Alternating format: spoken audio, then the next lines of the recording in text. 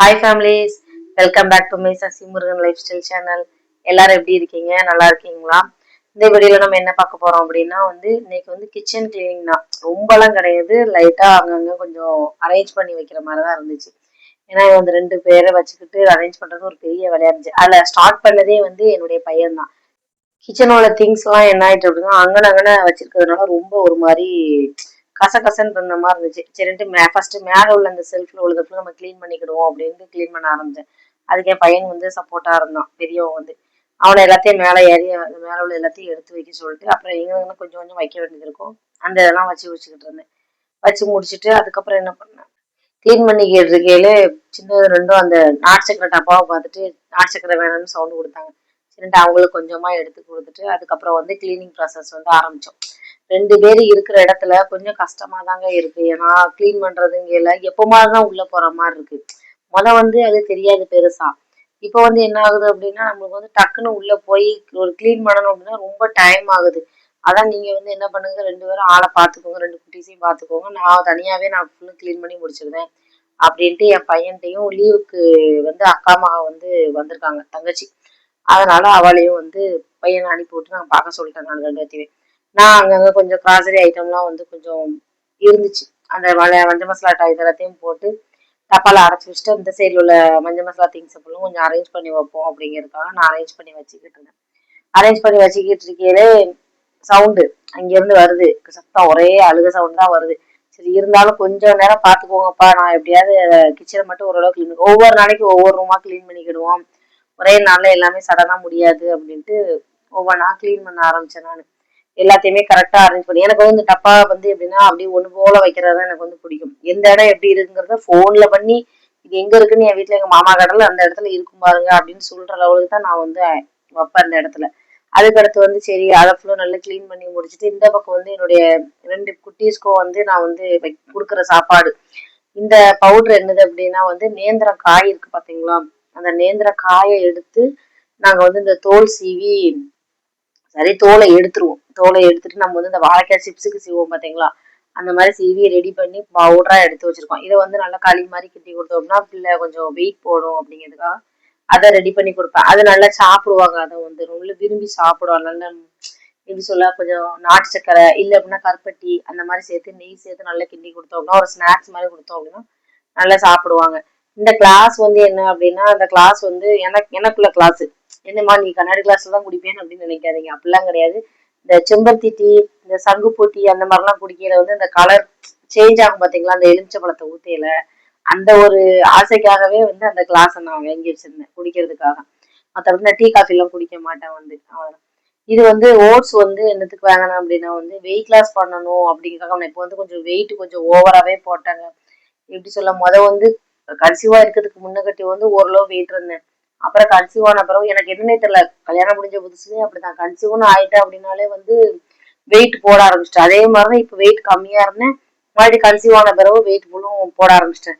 அப்புறம் குழந்தை பிறகு கொஞ்சம் வெயிட் பரவாயில்லாம இருந்தேன். மறுபடியும் குழந்தை பிறந்து ஒரு ஃபீடிங் கொடுக்க ஸ்டார்ட் பண்ணதுனால ஃபீடிங் முதலா இருக்க போய் வெயிட் ஆட்டோமேட்டிக்கா ஏறிக்கிட்டே இருக்கு. ஏன்னா பேபிஸ்க்கு ஃபீட் கொடுக்கணும் அப்படிங்கறனால மில்க் சப்ளை இருக்கணும் அப்படின்ட்டு பார்த்து பார்த்து ஒவ்வொன்றா சாப்பிட்டேன்.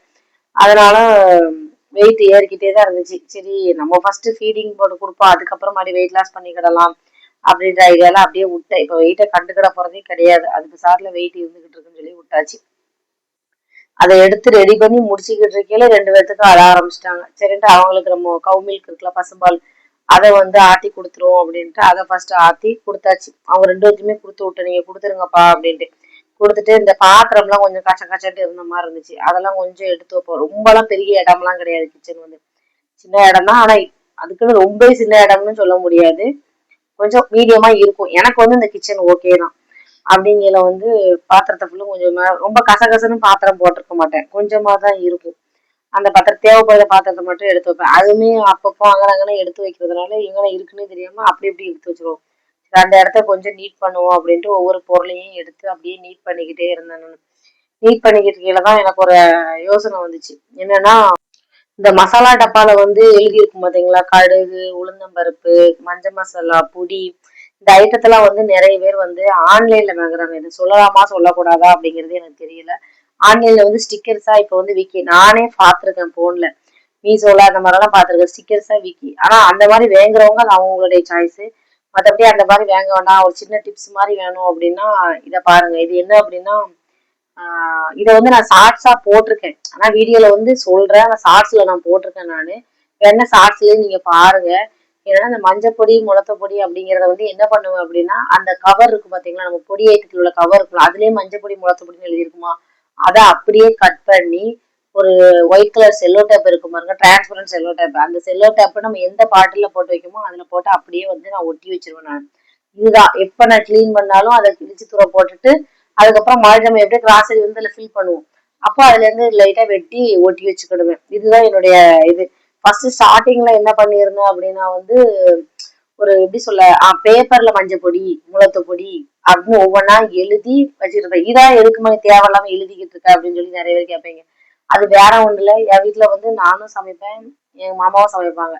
ரெண்டு பேருமே மாத்தி மாத்தி சமைப்போம். அப்படிங்கையில வந்து என்ன பண்ணுவாங்க அப்படின்னா என்ன பொடி எதுல இருக்குன்னு நம்ம கேட்கறதுக்கு அவங்கள்ட்ட ஸ்ட்ரைட்டா நம்ம எழுதி எங்களை வச்சிருந்தோம் அதை ஒட்டி வச்சுட்டோம் அப்படின்னா அவங்களே பார்த்து எடுத்துக்கிடுவாங்க.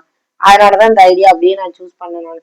சரி அப்படின்ட்டு அந்த வீடியோ சார்ட்ஸ்ல போய் நீங்க பாருங்க. நீங்க இதுல என்ன அப்படின்னா சரி அப்படியே ஃப்ரிட்ஜையும் கிளீன் பண்ணிடுவோம் அப்படின்னு சொல்லி ஃப்ரிட்ஜை தொடச்சிக்கிட்டு இருக்கையில தான் ஒன்று சொல்லணும்னு நினைச்சேன். அந்த ஃப்ரிட்ஜ் கவர் இருக்கு பாருங்க, அந்த ஃப்ரிட்ஜ் கவர் வந்து நான் தான் தைச்சேன். எனக்கு தைக்க தெரியும். அதனால சரி நம்ம ஏன் ஃப்ரிட்ஜ் கவர் அது 100 ரூபாய் 120 ரூபாய்க்கே நல்ல குவாலிட்டியா வரத்தான் செய்யுது. ஆனா எனக்கு அந்த 100 ரூபாய் கூட நம்ம வேஸ்ட் பண்ணவா அப்படின்ட்டு நம்ம பழைய அரிசி சாக்கு இருக்கு பாத்தீங்களா, நம்ம இந்த அரிசி வேகிற சாக்கு இருக்கும்ல, அந்த சாக்கை எடுத்து அதை ஃப்ரிட்ஜுக்கு அளந்து அதுக்கப்புறம் வந்து அதுல நம்ம பழைய துணி வந்து நான் டெய்லர் பாத்தீங்களா, அதனால துணி கிடக்கும். அதுக்குன்னு நான் பெரிய டெய்லர் கடன்லாம் வைக்கல, வீட்டுல வச்சுதான் தைக்கேன். இப்போ வந்து 2 பேரும் இருக்கிறதுனால கொஞ்சம் தைக்க முடியல, என்னைக்காவது தச்சுக்கிட்டு இருப்பேன். அப்படி மிச்சம் இருக்க துணியை ஃபுல்லும் எடுத்து வச்சு பத்திரமா வச்சிருப்பேன். அதான் நான் அந்த ஃப்ரிட்ஜ் கவருக்கு வந்து யூஸ் பண்ணிட்டேன். சரி பார்க்க கொஞ்சம் சிம்பிளா இருக்குமே அப்படிங்கிறதுக்காக என்ன பண்ணேன் அப்படின்னா அந்த லேஸ் எல்லாம் நம்மகிட்ட இருக்கும், அந்த லேஸ் எல்லாம் அப்படியே ஒட்டி விட்டு கொஞ்சம் பார்க்க நல்லா இருக்கும். அதனால நானே தான் அதை தச்சுக்கிட்டது. அதுக்கடுத்து எல்லாத்தையுமே அப்படியே இன்னைக்கு ஃப்ரிட்ஜையும் கிளீன் பண்ணிடுவோம் அப்படின்ட்டு உள்ள பொருளை ஃபுல்லி எடுத்துருவாங்க. பாருங்க எவ்வளவு குப்பை இருக்குன்னு ஃப்ரிட்ஜுக்குள்ள. அப்படி கவர் தாங்க, வேற ஒண்ணும் இல்லை. கவர் கடையில இருந்து வாங்கின கவர் அப்படி இப்படின்னு இருக்கும்ல, அதை எல்லாத்தையுமே எடுத்து மொத்தமா வந்து அள்ளி வச்சு ஃப்ரிட்ஜில் உள்ள பொருளை ஃபுல்லும் நல்ல பொருளை ஃபுல்லும் எடுத்து உள்ள வச்சுட்டேன். மோஸ்ட்லி ரொம்பலாம் கழியாது எனக்கு. ஓரளவு ரொம்ப வேஸ்ட் பண்ண மாட்டேன் நான். இது ஃபுல்லுமே குப்பைகள் தான். அதை ஃபுல்லுமே எடுத்து குப்பையில திணிச்சிட்டு சரி கொண்டு போய் தூர போட்டுருவோம் அப்படிங்கிறதுக்காக எல்லாத்தையுமே அள்ளி அந்த ரூமை வந்து தூத்துட்டேன் நான். குப்பையெல்லாம் அள்ளி கொண்டு போய் வெளியில போட்டுடலாம் அப்படின்னு நினைச்சிட்டு எல்லாத்தையுமே மொத்தமா அள்ளி வெளில கொண்டு போக ஆரம்பிச்சிட்டேன். வெளில கொண்டு போய் பார்த்தா ஆளக்காங்கள 2 3 4 பேத்தையும். எங்கடா போனாங்க அப்படின்னு சொல்லி தேடி பார்க்கையில தான் இங்க இருந்து ஒரு 100 மீட்டர் தூரம் இருக்குங்க. அங்க இருந்து பிள்ளைகள் விளையாட விளையாட விட்டுக்கிட்டு இருந்தாங்க 2 பேருமே. சரின்னு சொல்லிட்டு அப்படியே வெளியில போய் கதவை லைட்டா சாத்திட்டு அப்படியே வெளியில போய் குப்பையும் தூர போட்டுட்டு அப்படியே அவங்கள போய் பார்க்க போயிட்டேன். இன்னைக்கு வந்து எனக்கு டே வந்து இப்படியே போயிட்டு எப்படி சொல்ல, இதுக்கே எனக்கு டைம் ஆயிட்டுங்க, ரொம்ப நேரம் ஆயிட்டு இந்த ஒரு இதை செஞ்சு முடிக்கிறதுக்கே. அப்படியே அவங்க கூட விளையாடுறதுக்கு அங்கனே அவங்க கூடயே உட்காந்துட்டேன். இன்னைக்கு டே வந்து எனக்கு இப்படிதாங்க போச்சு. இந்த வீடியோ பிடிச்சிருந்துச்சு அப்படின்னா லைக் பண்ணுங்க, ஷேர் பண்ணுங்க, மறக்காம வந்து சப்ஸ்கிரைப் பண்ணிருங்க என்னுடைய வீடியோ வந்து. என்னுடைய சேனலை வந்து சப்போர்ட் பண்ணுங்க. ஏன்னா இப்பதான் நியூவா சேனல் ஓபன் பண்ணிருக்கேன். அதனால என்னுடைய சேனலை வந்து சப்போர்ட் பண்ண மறந்துடாதீங்க. சரிங்களா, நானே இவங்க கூட கொஞ்ச நேரம் அப்படியே ரிலாக்ஸ் ஆகிக்கிட்டு இருக்கேன். Okay bye.